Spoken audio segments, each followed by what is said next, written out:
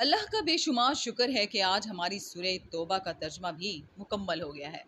कल से हम रोज़ाना सूरह यूनुस की 5 आयत के तर्जमे के साथ एक खूबसूरत बात भी करेंगे।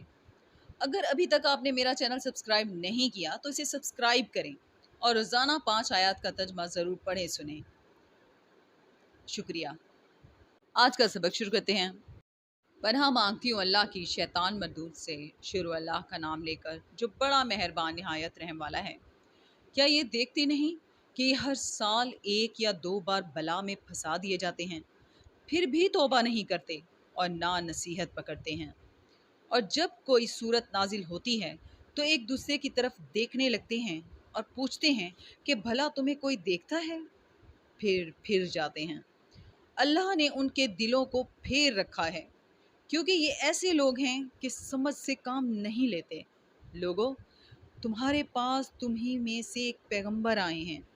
तुम्हारी तकलीफ उनको गरा मालूम होती है और तुम्हारी भलाई के बहुत ख्वाहिशमंद हैं और मोमिनों पर निहायत शफकत करने वाले और मेहरबान हैं।